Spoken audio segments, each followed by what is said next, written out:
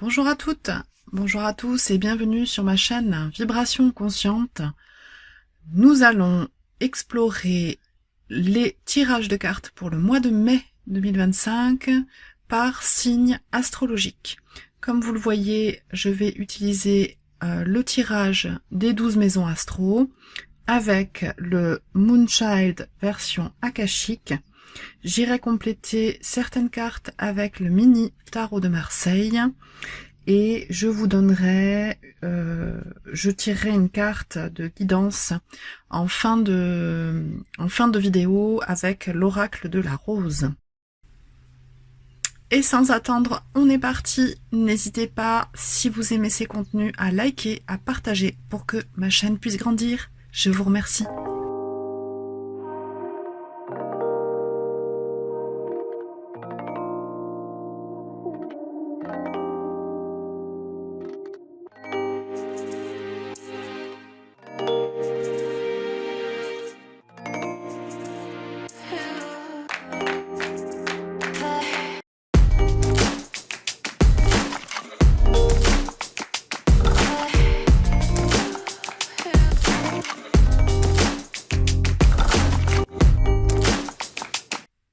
Allez, on est parti les lions pour votre tirage du mois de mai 2025. J'ai effectué le tirage des 12 maisons avec le Moonchild Tarot version Shadowwork. J'irai préciser certaines maisons, certaines cartes si besoin avec le mini Tarot de Marseille des éditions Grimaud. Et en fin de tirage, je vous délivrerai le message de la source avec l'oracle de la rose. Allez, on est parti pour directement votre état d'esprit, votre humeur, votre énergie pour ce mois de mai. On a le 6 de bâton inversé. La carte a vraiment sauté, hein, c'est retourné, donc je l'ai laissé inversé. Le 6 de bâton pour moi,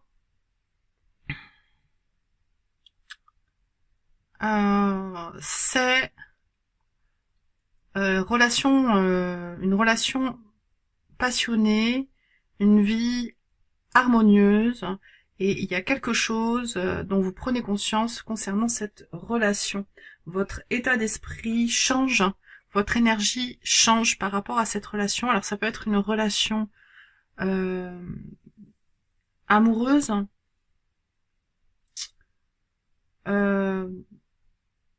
mais c'est pas ce que je pressens. C'est plus une relation forte, mais pas forcément une relation de couple.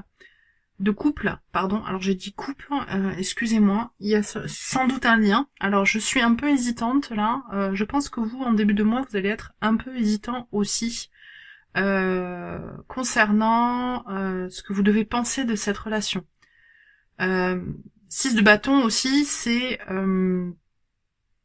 quelqu'un qui part en croisade et qui revient victorieux en fait. Hein. Ça peut être la victoire aussi. Hein. Là, il y a quelque chose en demi-teinte où on vous a donné l'impression que vous aviez réussi, où il y avait un succès, et finalement vous vous demandez intérieurement si c'en est vraiment un. Je vais prendre une carte de plus là concernant cette maison 1 pour les lions. Hop, voilà, ça sera ces deux cartes. Valet de coupe, ouais, inversé. Ouais, déception, hein, mais il y a de l'affectif hein, quand même avec ce valet de coupe. Ouais, vous êtes déçu de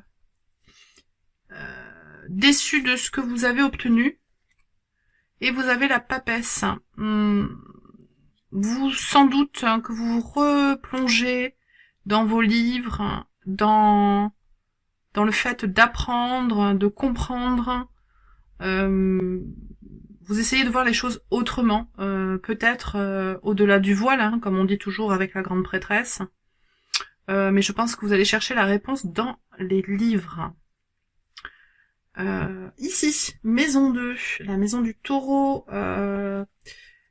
votre état psychique, l'état de vos ressources matérielles, la situation à l'égard de l'argent, vous avez le pape. Donc une énergie spirituelle, philosophique potentiellement concernant vos ressources matérielles. Vous voyez à nouveau les choses sous un autre angle, les choses différemment, de façon plus connectée, plus intuitive, en tout cas plus philosophique. Vous vous questionnez. Alors, vous vous questionnez. On continue, je prends pas de carte supplémentaire, on va aller voir un peu plus loin. Ici, dans... alors, ce que je vais faire, pardon. Hop. J'ai anticipé. Ici, on était dans la maison du bélier. Ce que je vais faire, c'est que je vais aller prendre votre carte directement. Carte feu aussi, avec l'énergie du lion, donc dans votre maison. Ouais, 5 d'épée. 5 d'épée. Il y a eu une querelle. Il y a toujours cette déception qui est là.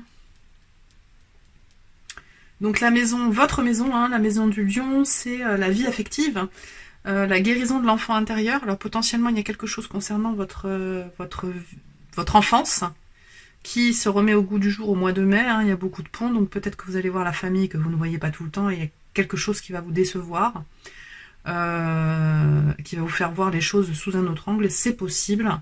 Alors c'est aussi la carte des enfants, c'est pas seulement votre enfance, hein, c'est aussi vos enfants potentiellement. Alors je vais aller prendre une carte supplémentaire. Qu'est-ce que nous dit ce 5 d'épée pour les lions? Alors, ouais, il y a un 8 de bâton, donc les choses, allez, quelque chose qui arrive vite. Hop là, il y a une notion de rapidité. Hop, 8 de coupe.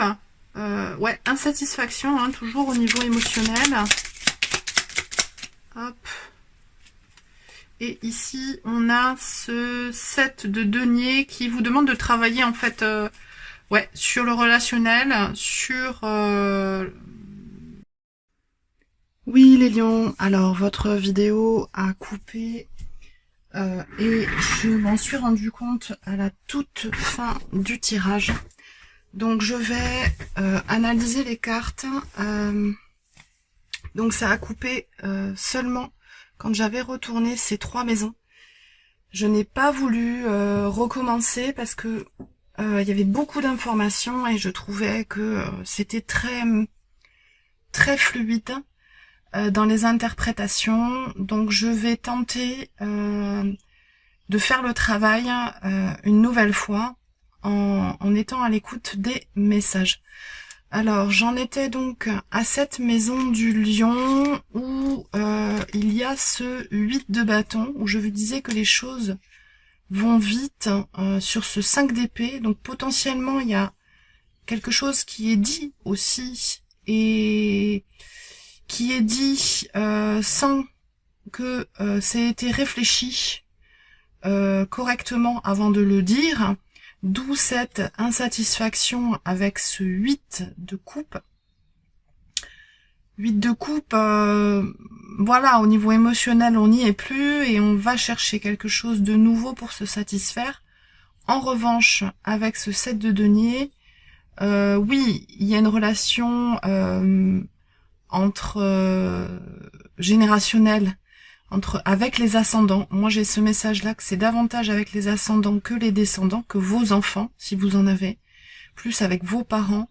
Mais c'est davantage qu'il va falloir laisser les choses se mettre en place suite à cet événement rapide et cette insatisfaction émotionnelle.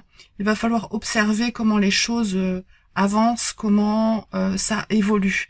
Ne pas être trop impatient. Je pense qu'il y a vraiment ça. On passe ici donc à la maison 3. Maison 3, celle de la communication, de l'expression de soi, de la créativité. Là, vous avez ce merveilleux roi de coupe. Ce roi de coupe qui regarde vers l'avenir, qui essaye de communiquer justement avec son cœur, qui a besoin aussi, vous avez besoin d'exprimer votre créativité, voilà, d'être connecter à vos sensations, à vos émotions et les exprimer. Donc il y a une résonance avec votre maison, hein, la maison 5, la maison du lion, et cette guérison de l'enfant intérieur, la vie affective, les enfants. Il y a peut-être des choses aussi qui sont chargées émotionnellement à dire, à communiquer, et que ce mois-ci, vous êtes capable de le faire. Voilà, vous êtes capable de verbaliser, et ça va permettre de débloquer la situation, de la faire évoluer en tout cas. Ici, maison 4, hein, maison du cancer, la famille, le parent du même sexe que vous. Donc si vous êtes une femme avec une énergie yin forte, c'est votre mère. Si vous êtes un homme avec une énergie yang forte, c'est votre père. Et vous inversez si vous êtes femme plus yang ou homme plus yin. Ici donc, maison 5... maison 4, excusez-moi, le cancer, donc, on était sur le foyer, la famille. Un page d'épée qui a envie, en fait, de compréhension, de se mettre au service de quelque chose, potentiellement d'apprendre, de mieux comprendre. Vraiment, il y a quelque chose au niveau de la relation familiale, parents, enfants, voilà, vous êtes au centre de la relation, et vous communiquez avec votre cœur et vous essayez de comprendre l'autre. Donc la communication et le relationnel s'améliore grandement en ce mois de mai, même s'il y a des périodes qui sont difficiles. Voilà, il faut décristalliser les choses, il faut les verbaliser. Sur le moment, c'est peut-être pas forcément une partie de plaisir, mais ça va permettre à la situation d'évoluer positivement, de croître et d'évoluer positivement. Dans le quotidien, la Vierge, métro, boulot, dodo, vous avez le 7 de bâton. Alors, 7 de bâton, ici illustré par les annales akashiques, il me semble. C'est-à-dire des connaissances intuitives, collectives, globales, communautaires, ancestrales. Avec ce set de bâtons, en fait, il faut que vous soyez dans votre... Alors, c'est la deuxième carte que j'avais tirée, donc en dessous, j'avais la lune. Ouais. Alors, la lune, dans son côté positif, c'est que vous êtes connecté à votre intuition et que vous savez vous en servir. Et je pense réellement que c'est ça, puisque vous avez ce hiérophante, ce pape, dans votre état psychique, où justement vous essayez situation matérielle, les ressources matérielles, situation à l'égard de l'argent, vous changez votre façon de voir les richesses, sans doute. Bon, il y a ce roi de coupe, comme je vous disais, le page d'épée qui essaye de comprendre. Potentiellement des choses difficiles à amorcer dans la guérison de l'enfant intérieur, la vie affective, mais ça se fait. Et donc, vous écoutez votre intuition et c'est confirmé par cette carte du 7 de bâton. Donc, c'est très positif pour le quotidien, l'énergie est intuitive, est essentielle et pure. Alors, ici, on avait... Hop. Je suis désolée hein, de pas recommencer, mais c'est dommage parce qu'il y avait beaucoup d'informations, donc je voulais pas enlever les cartes. Ici, dans la maison de la balance, le relationnel, le sentimental, le professionnel. En fait, votre vie extérieure, hein, ça peut être, oui, sentimental, professionnel, dans tous les domaines en fait. Hein. Les contrats qui vous lient aux autres, vous avez ce 2 d'épée. Sans doute... parce que au mois de mai en tout cas, vous avez la sensation que votre vie intérieure ne correspond pas à votre vie relationnelle, qu'il y a une distension entre les deux, dissociation, je vais y arriver, et on a malgré tout ce 6 de denier, hein, 6 de denier qui nous dit que vous êtes en recherche de réciprocité, d'harmonie, d'authenticité. cet as de bâton inversé qui potentiellement, en fait, ce 2 d'épée vous bloque potentiellement l'énergie créative parce que, voilà, vous êtes en train de régler les choses intérieurement pour pouvoir avancer. Hein. Les choses se font en 3e partie de mois, je pense, avec ce chariot, où vous équilibrez justement votre monde intérieur avec le monde extérieur. Vous arrivez à concilier les deux pour pouvoir avancer sur vos projets. Donc au niveau relationnel, ça se débloque. Ici, donc, dans la maison de la transformation du Scorpion, c'est le lâcher prise aussi. Vous avez ce merveilleux roi de denier. Vous avez 2 rois hein, dans votre tirage qui nous explique en fait que vous avez atteint une grande maturité dans votre communication, maturité, authenticité, et également dans le fait de lâcher prise, enfin de comprendre que vous n'êtes pas en maîtrise de tout. Ce roi de Pentacle, il est dans la maison de votre transformation, et dans la maison de la matière, qui est la maison du roi de denier, vous avez le hiérophante. Donc vraiment, ces 2 maisons, la maison 2 et la maison 8, se répondent. Grande sagesse dans ce que vous considérez comme richesse et dans votre façon de consommer et d'ancrer les choses dans la matière. Il y a vraiment ça. C'est très positif et ça vous permet en fait, parce que ce roi de denier, il regarde ce fou, hein, le mat, la première arcane majeure, des arcanes majeures, arcane 0, la première ou la dernière, qui s'insère entre chaque étape potentiellement, qui est en capacité de se lancer dans quelque chose d'inconnu avec joie et confiance surtout. En ayant confiance en la vie, confiance en ses choix, confiance en ce que vous voulez, en ce en quoi vous croyez, en l'univers, en la spiritualité. Alors je vérifie juste, je suis désolée mon enregistrement parce que je suis un peu traumatisée que ce soit coupé si vite tout à l'heure. Bon c'est bon, ça tourne.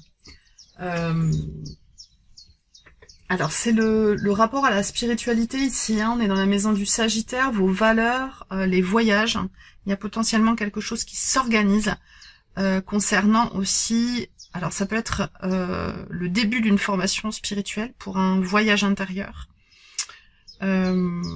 formation philosophique, métaphysique, et ou l'organisation d'un voyage, ou même un grand voyage au mois de mai, qui va vous permettre ce nouveau bond en avant. C'est les grandes aspirations de la vie aussi, le Sagittaire, hein, donc c'est vraiment très très puissant d'avoir le mat dans cette maison. J'avais pioché 3 cartes de tarot, et il était ressorti, ouais, donc vraiment, c'est incroyable. Incroyable. Je me souviens que j'avais été chamboulée, ça fait quelques jours parce que j'ai été très occupée, que j'ai fait la première partie de votre tirage, mais c'était incroyable, cette double énergie du mat. Il y a vraiment une assise dans votre transformation, avec la force en plus, où vous vous reconnaissez tel que vous êtes, et l'amoureux, vous vous choisissez. Vous choisissez, vous vous mettez en équilibre vous-même, ou alors il y a vraiment une rencontre flamme jumelle, quelque chose de très puissant qui vous permet de vous choisir, enfin de vous retrouver complètement. Mais je pense que c'est individuel, vraiment intérieur. Alors pour quelques-uns potentiellement, spécifiquement ce sera flamme jumelle, mais je pense pas que ce soit pour la majorité d'entre vous. Ici, dans la maison 10, mission de vie, contribution au monde, vos ambitions, le parent du sexe opposé, donc si vous êtes une femme yin, votre père, si vous êtes un homme yang, votre mère, et inversement, vous avez à nouveau ce 6 de denier qui était sorti en fait dans le relationnel, réciprocité, équilibre, un très bel équilibre, en fait ça fait vraiment lien. Ici, on est dans la maison du socio-professionnel, hein, le Capricorne. ça fait un bel équilibre entre la vie familiale et la vie professionnelle. La vie familiale où vous avez l'intellect qui souhaite comprendre, qui souhaite bien analyser les choses, et la vie professionnelle qui souhaite être en équilibre dans la matière. Donc c'est vraiment très équilibré, c'est très beau. Ici, roue de fortune, dans la maison, la magnifique maison, du Verseau, les relations à venir dans tous les domaines, la communauté, les espérances collectives, la roue tourne, les choses changent, vous accédez à un niveau supérieur dans votre relationnel, tout simplement. Ce que j'ai aussi, c'est que en reprenant le tirage ce matin, j'avais une petite araignée qui était posée sur cette carte. Et ce que je pense, c'est que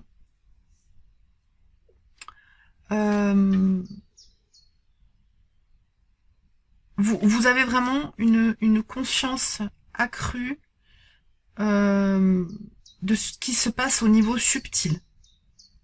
Et que ça vous permet de tisser de nouvelles relations dans tous les domaines. Il y a, voilà, ce qui me fait dire ça, c'est ce pape, cette lune dans le quotidien, que j'ai caché par ce 7 de bâton, là, cette magnifique lune. Du reste, je vais mettre le 7 de bâton en dessous.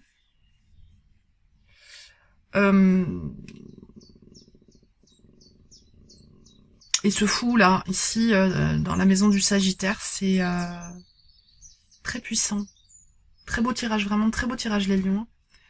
Alors là, j'en ai pioché plein. Et je ne me souviens pas.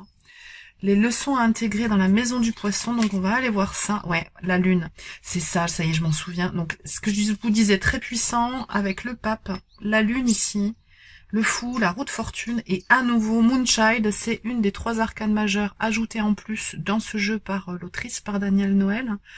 Enfant de la lune, enfant des sensations, de l'intuition, des forces en jeu dans notre inconscient. Vous accédez à certains blocages inconscients, ce qui vous permet de changer en fait votre façon d'appréhender les choses dans le monde du conscient, de ne plus être tributaire en fait, dépendant de blocages inconscients, tout simplement. J'avais par-dessus, ouais c'est ça, vous voyez les choses autrement, hein, très clairement. 2e arcane majeure avec le pendu. Ensuite, nous avions la 9 de bâton, qui nous explique ici, je l'interprète comme ça, ici c'est pas l'interprétation du Rider-Waite, mais par l'illustration, qui nous dit que vous êtes protégé. Je sais pas si, en fait, moi je l'interprète comme ça. Là, ici, il y a un personnage lumineux dans cette forêt obscure. Et là, pour moi, je vois ça comme une lune gigantesque. Ça peut être le ciel étoilé potentiellement. Mais vous êtes un être de lumière, je pense. Vous êtes protégé. Et ici, on vous donne, on vous attribue le plus grand bonheur, le 10 de coupe, où émotionnellement vous atteignez votre idéal. Eh bien écoutez, les lions, ah non, je n'ai pas terminé, excusez-moi, hop, j'avais pioché donc de l'oracle de la rose vivante, et je vais vous lire une partie du livret, la rose vivante. C'est un très très très beau tirage, vraiment, waouh quoi. Donc, guérison du cœur, émotion, lien, apaisement lié au temps qui passe. Souvent, la guérison est un processus lent et régulier, complexe et non linéaire. Pour s'accomplir, elle prend le temps nécessaire qui, le plus souvent, se révèle plus long que nous le souhaiterions. Mais comme toute chose dans la nature, son évolution relève d'une intelligence mystérieuse. Si vous lui faites confiance et libérez les pétales vibrants de la rose, coupez ses fleurs fanées et protégez ses nouvelles pousses et bourgeons afin qu'ils s'ouvrent naturellement. Vous vivrez une seconde floraison. Et vos actes porteront leurs fruits. Vous ne pouvez pas fabriquer ce processus et devez faire confiance à son mystère. Le bourgeon parvient tant bien que mal à éclore en s'affranchissant de ses barrières protectrices et en s'ouvrant à la vie. Toute la nature possède en elle cette formidable intelligence. Et vous avez le chant des oiseaux qui m'accompagne. Cette carte incarne la guérison profonde du cœur, le symbole d'une guérison émotionnelle en cours. Honorez-la, honorez-vous avec passion, compréhension et douceur, et vous guérison émotionnelle en cours et vous encourage pour ce que vous faites. Bientôt, le temps vous apaisera. Comment vous honorer avec douceur et compassion? Comment faire confiance au timing de votre guérison? Alors potentiellement, avant le mois de mai, vous êtes dans ce questionnement et au fur et à mesure de l'avancée du mois, les choses se mettent en place avec beaucoup de maturité et d'intuition. Hein. Moi, très puissant pour vous les lions. Mais écoutez, je vous remercie de m'avoir regardé jusqu'ici. N'hésitez pas à liker, à partager, à m'écrire un petit commentaire. Et je vous dis à très vite pour de nouvelles aventures. Ciao, ciao!